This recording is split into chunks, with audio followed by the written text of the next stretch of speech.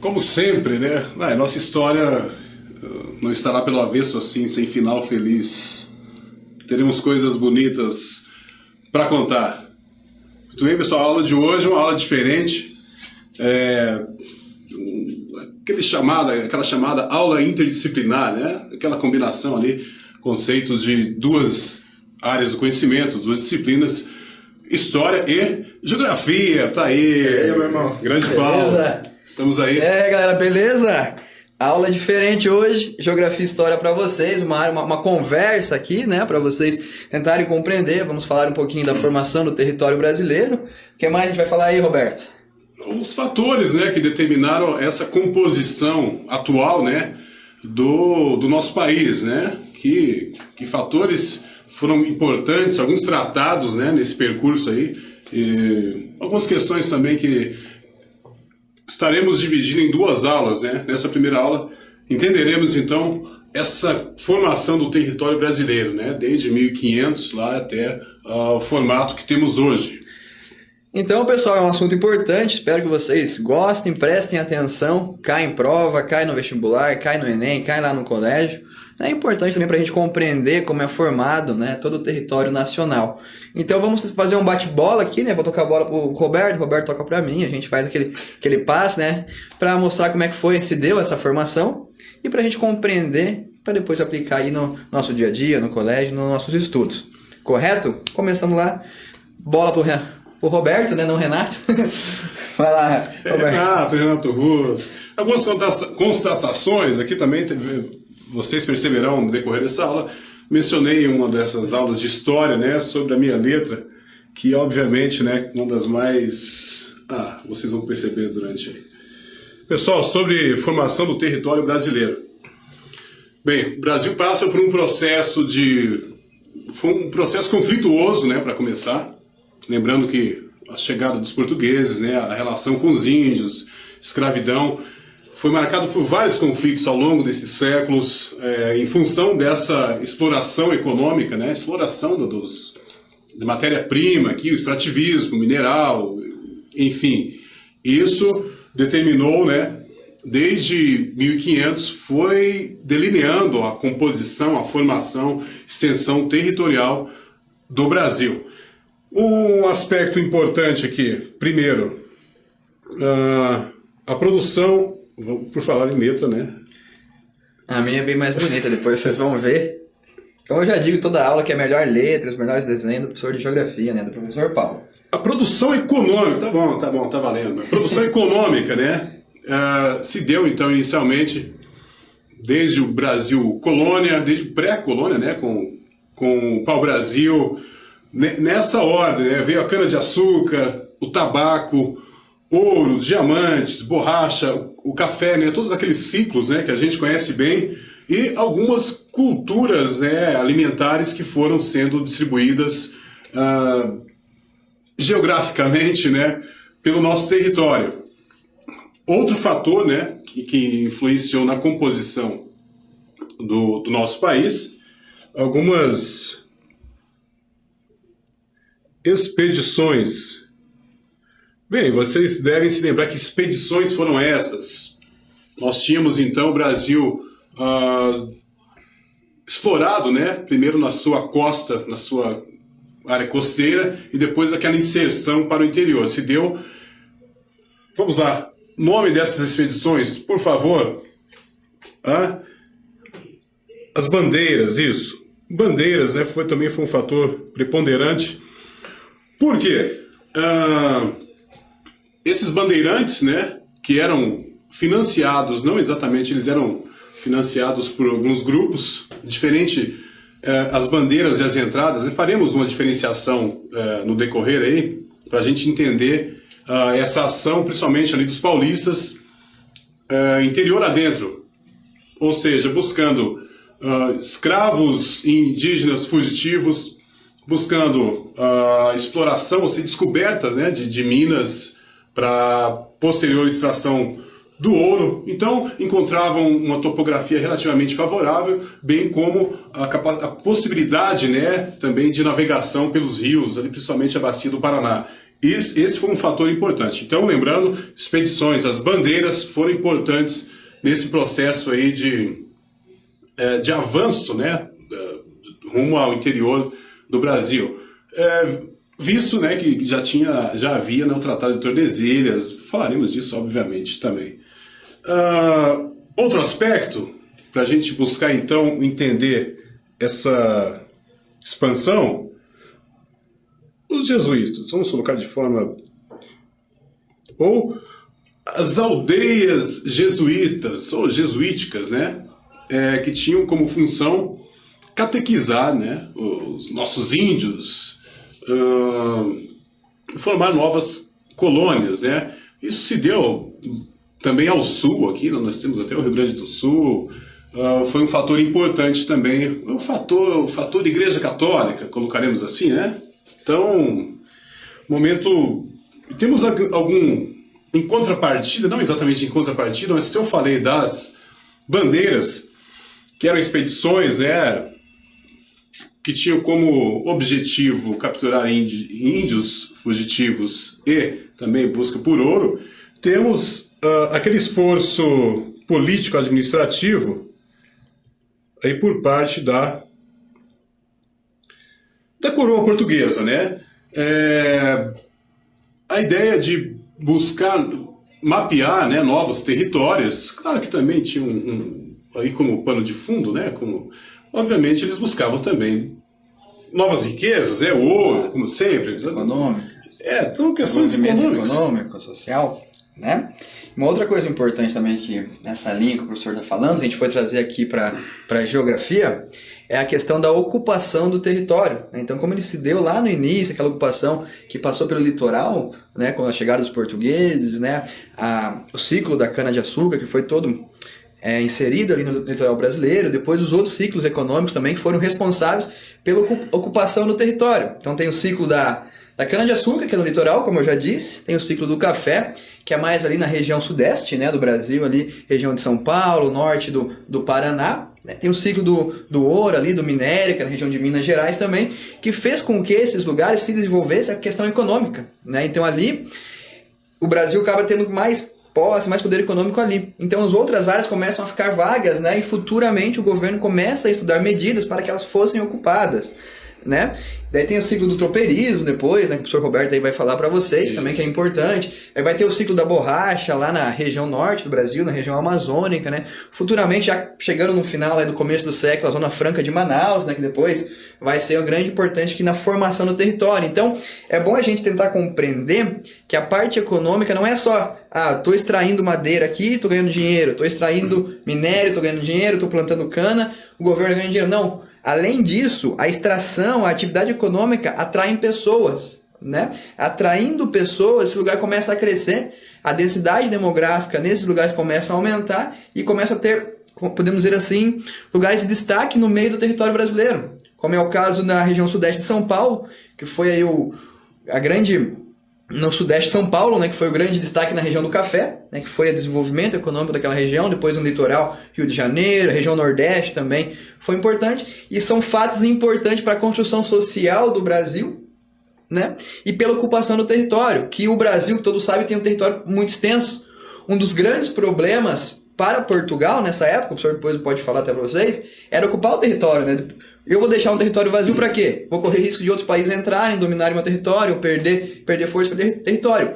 Então essa não era a intenção de Portugal, né? Não queria perder o território e tinha que ocupar de alguma forma. E as primeiras medidas foi essa produção econômica, né? Produção de caráter totalmente agrícola no seu início, né? O Brasil foi industrializado depois, né? Com a chegada, né, da colônia portuguesa, da coroa portuguesa aqui no território, né? Antes, o Brasil não podia ser industrializado, até porque a intenção da metrópole era a metrópole ter desenvolvimento econômico no quesito industrial, por estar na Europa, e a colônia produzir e gerar riqueza para a metrópole Portugal. Beleza? Vamos lá, professor, se quiser continuar. Muito bem. Então, é isso. A gente parte, então, mantendo essa compreensão de como se deu a expansão territorial, alguns aspectos também já ali no momento daquele que sempre colocam, entre aspas, o descobrimento do Brasil. Que aspectos nós temos?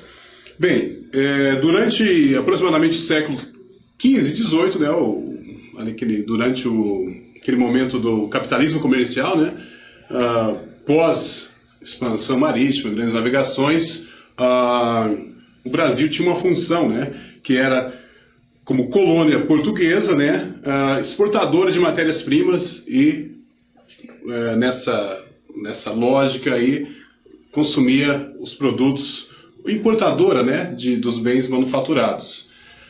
Agora, se a gente pega, a gente está falando das expedições, entradas e bandeiras, bem, o que os impedia ou poderia impedi-los, né, de realizar essas excursões ou incursões no território aí? Bem, havia o Tratado de Tordesilhas. Vocês bem sabem do que se trata esse tratado? Do que se trata esse tratado foi ótimo, né? 1494, firmado um tratado entre Portugal e Espanha, que determinava o seguinte: as terras 370 léguas a oeste do arquipélago de Cabo Verde, lembram-se de Cabo Verde, o Cabo das Tormentas, seriam ocupadas por Portugal e as terras a leste pela Espanha. Lembrando que, para a gente traçar essa linha na composição atual do nosso país, uma linha que vai do Pará, né, do Pará até Santa Catarina, o que é hoje, só para a gente ter uma ideia, nos localizarmos geograficamente, beleza? Então esse tratado foi importante já para composição. Esse tratado foi devidamente respeitado? Bem, não exatamente, né? Claro, além dessa própria invasão ali de território por parte de Portugal, havia também outros países ali interessados, né? Holanda, França. A ideia também na costa ali nesse processo da pirataria, né? Dos piratas que vinham das mais remotas localidades, mais remotos territórios. Então, os piratas, não faria aquela piada sobre piratas que vinham, não sem piratas do Caribe, não apenas piratas franceses e de outros holandeses. Não dá para deixar passar, mas vamos lá, gente. Além do Tratado de Tordesilhas, veio o Tratado de Tordesilhas 1494, mas um tratado que foi extremamente importante para a configuração do nosso território foi o Tratado de Madrid. Só que o Tratado de Madrid já data de 1750. Bem, o que previa esse tratado? Bem, as terras que pertenciam, né, elas deveriam pertencer a quem realmente as ocupava, a quem uma ocupação efetiva, né, uma coisa muito prática, né, e não aquilo que havia sido assegurado exatamente por lei ou por um tratado. Foi a aplicação daquele princípio do uti possidetis do latim. Falaremos sobre uti possidetis na segunda aula ainda a respeito desse tema aqui. Pessoal, só para agora a gente falar um pouco aqui do Tratado de Madrid, aí também pegando carona na ideia do Roberto aqui, na questão geográfica, nessa parte é importante, o território brasileiro começa a tomar forma, né, Roberto? Começa a se caracterizar no formato atual de hoje, né? Então aí o Brasil começa, né, entra ali o Amazonas, o Tocantins, o Amapá, né, Santa Catarina no sul, e o Brasil começa a tomar forma, né? Então, aquela questão que ele falou agora do uti possidetis, né? Uti possidetis, o Brasil começa a tomar forma e a partir daí começam a migrar mais leis, né, regiões econômicas, o governo começa a pensar no interesse, onde que vamos investir, qual área vai produzir o quê, se o Sudeste vai ser industrializado, vamos tentar incentivar outras áreas também, né, a produzir futuramente. Então, a partir desse momento do Tratado de Madrid, o Brasil começa a tomar forma como país, né, uma forma econômica e futuramente, né, daí vem a República, vem outras questões, né, que o professor Roberto aí vai falar para vocês aí, garanto, né. É isso. Então, aspectos importantes desse momento que a gente abordou aqui, para vocês fixarem aí, e para eu exercitar essa grafia esplêndida, esplendorosa, na verdade. Eu vou escrever daqui a pouco, aí ele vai ensinar aqui a letra bonita, né, pessoal? Que letra feia, né? Pressionando aí. Capricha da letra aí, professor. e Tratado de... Basicão, nesse aspecto aqui, de expansão, Tratado de Tordesilhas e Tratado de Madrid. O Tratado de Madrid, logicamente, a Espanha teve que ceder a esse. Por quê? Porque não ocupava determinados territórios que foram destinados a ela, né, desse tratado anterior de Tordesilhas. Então, teve que ceder, né, porque Portugal já, a partir daquilo tudo que a gente falou, das missões jesuíticas ou jesuítas, das aldeias, do próprio, das entradas e bandeiras, né, as clássicas. Então, Portugal já fazia por onde, né, e foi povoando e adquiriu, a partir desse princípio do uso do uti possidetis. Que palavra bonita. Exótica. Delícia de falar, né? Mas só uma paradinha aqui no professor, pra gente prestar atenção nessa questão Portugal e Espanha. O Brasil daí será, né, o único país na América do Sul que terá a língua, né, como origem portuguesa, porque foi a única terreno, é um território português. O resto, os outros países, vão ter origem espanhola, né? A linguagem vai ser espanhola, Argentina, Chile, Peru, toda a linguagem latina, Uruguai, né? Então, nesse território ficou do Brasil, ficou de Portugal, e todos os outros países ficam da Espanha. Começa a se formar, né, a questão dos países no continente da América do Sul, que é um dos continentes mais novos, né, que temos aí no mundo, né, que foi ocupado, depois colonizado, sim, aquela questão, né, que o professor está falando aqui com vocês. Beleza, pessoal? Vai lá, professor. Bem, expansão econômica. Bem, assunto bom de falar. Esse é legal. Tem vários aspectos, né? Várias nuances aí no decorrer. Vai estar na história, na geografia, no território, né? Muito pertinente às duas disciplinas. Bem, como a gente sabe, as atividades dos colonizadores inicialmente se restringiam às áreas litorâneas, né?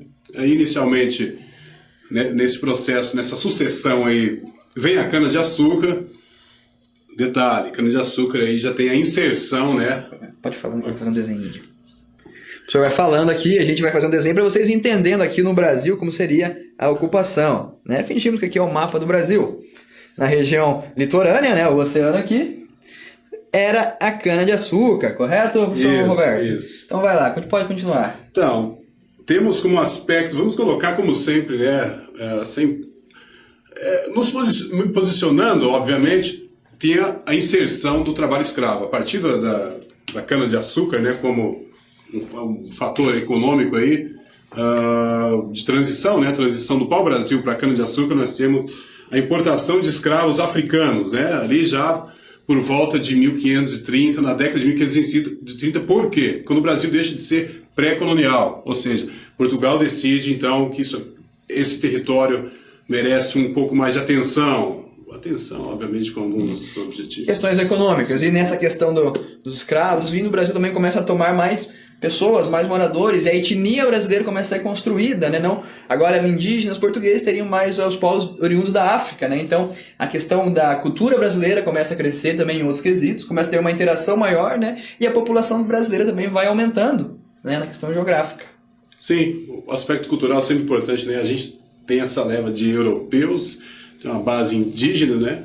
E aí os africanos, aí tem os europeus futuramente, os asiáticos, né? Vai formando outras... toda essa miscigenação. Miscigenação.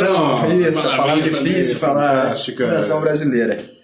E esse processo também da cana-de-açúcar acaba trazendo algumas atividades complementares, como no recôncavo baiano, o cultivo do tabaco, né? A pecuária também começa a ganhar espaço no interior. Então, naquela faixa agreste ali, né, entre o sertão nordestino e a própria zona da mata, né, uma extensão territorial que ganha um outro tipo de atividade também. Não, então essas primeiras atividades foram onde começaram a se desenvolver o território nacional, né? Começar a tomar forma, começar a produzir economicamente, né? Lembrando que sempre a favor da metrópole Portugal, né? Sempre a extração aqui era plantada a cana, onde eu via que era para dizer Portugal e o mercado de açúcar, né? Na Europa. Lembra-se do Pacto Colonial, hein? Lembra? O Pacto Colonial, as relações aqui do Brasil em vários séculos foi essa relação. Poderia comercializar somente com a metrópole, ou seja, Portugal. Nesse período também da cana-de-açúcar, tivemos algumas invasões, né, no território nacional. sei se o professor consegue me ajudar ali na questão dos holandeses ali em Pernambuco, né? Isso. Veio invadir ali, tentar desenvolver a questão de plantar a cana-de-açúcar, né? Ali. Sim, havia um interesse, já uma experiência por parte dos holandeses, né, no cultivo da cana-de-açúcar. Ocuparam, né, durante certo período, certo tempo ali, Olinda.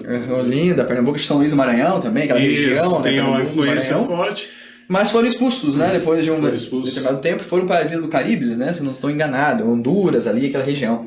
Aquelas revoltas, né, que tivemos no país ali no século XVIII, foi aquele período ali conturbadíssimo, né, de várias revoltas, Emboabas, Mascates, Felipe Santos, etc., né, Confidências.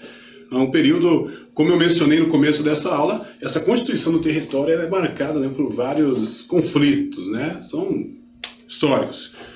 Bem, a exploração do ouro também dá contornos específicos, né, ou seja, no que diz respeito à atual formação, porque Mato Grosso, Minas Gerais e no Nordeste, tudo em parte. Mato Grosso, Minas Gerais, Goiás, né? Extração do ouro. Sim. Aí nós temos aquela corrida do ouro, o ciclo do ouro, né?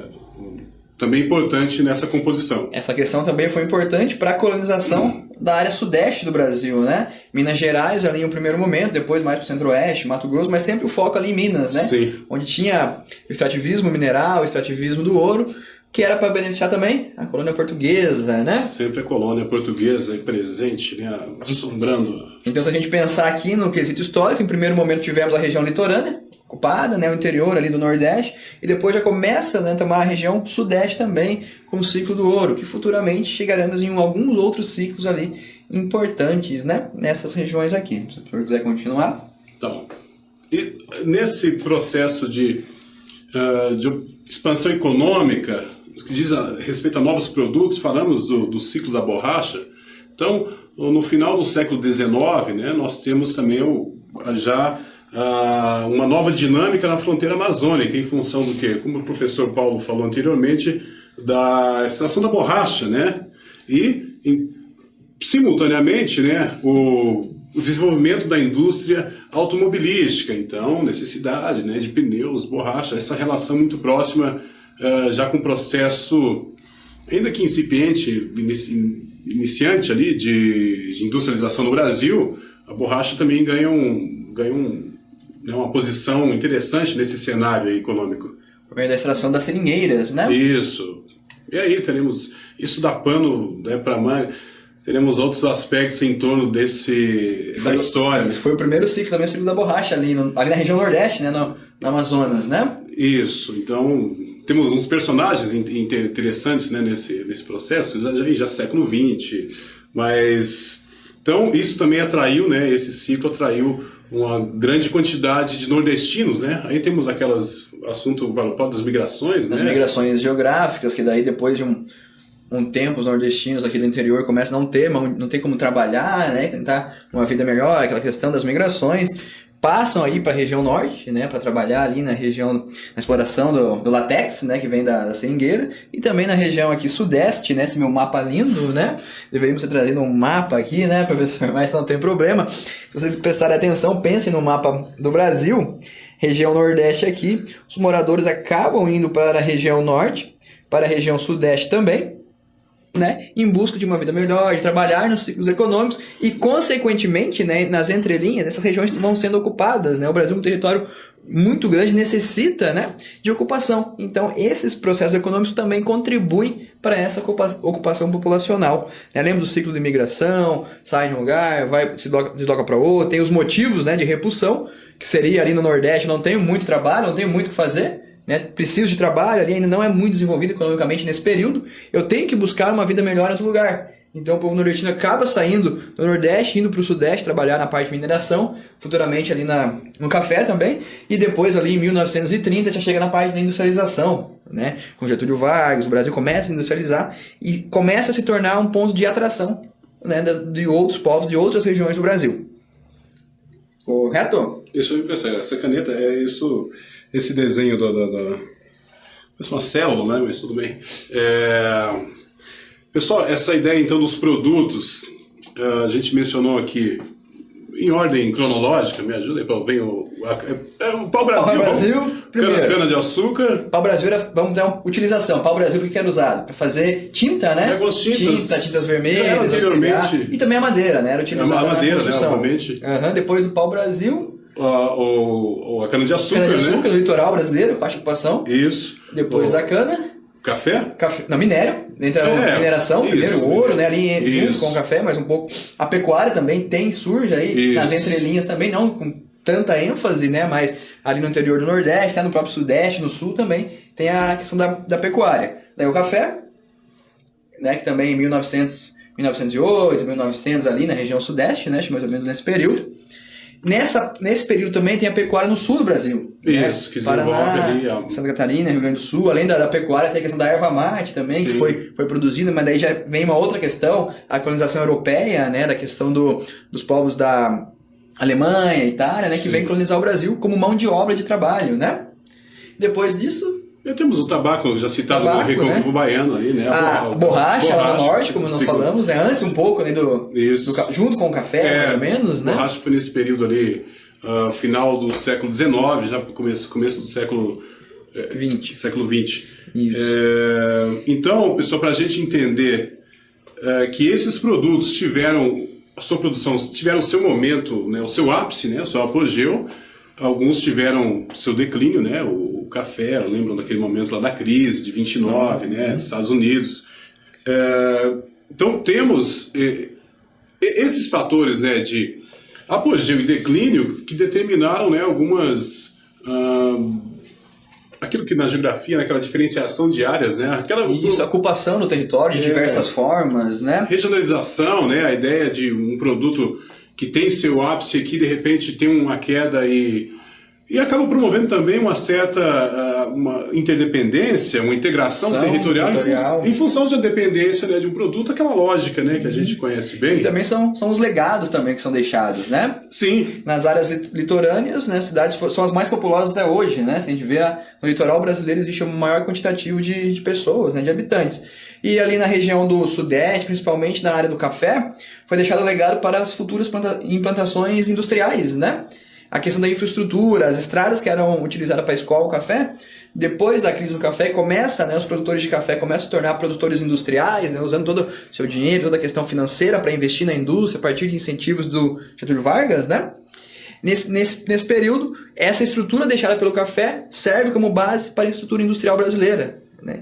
E mais um fator importante, que a partir daí começa a atrair mais moradores ainda para a região Sudeste, moradores de todo o Brasil, Sul, Nordeste e Norte, vêm para a região Sudeste em busca de trabalho para servir de mão de obra nas indústrias, né? Isso. Esse processo de industrialização. Então, pessoal, conseguiram entender essa dinâmica toda da composição do território brasileiro, como ela está atualmente, em função de processos históricos, principalmente processos econômicos. Tem um fator interessante, né? Quer dizer, é muito óbvio, né? A ideia de algumas cidades da região sudeste serem mais desenvolvidas, será que é só pelo fato da proximidade ali, por terem sido colonizadas anteriormente, já capitanias hereditárias, lembra que ocupavam aquela faixa? Não exatamente, tem alguns fatores que o Paulo mencionou, né? Fatores econômicos. A questão histórica vai explicar, né, o porquê tem regiões que hoje em dia são mais populosas, né, tem mais um certo desenvolvimento econômico, que hoje são menos desenvolvidas, né?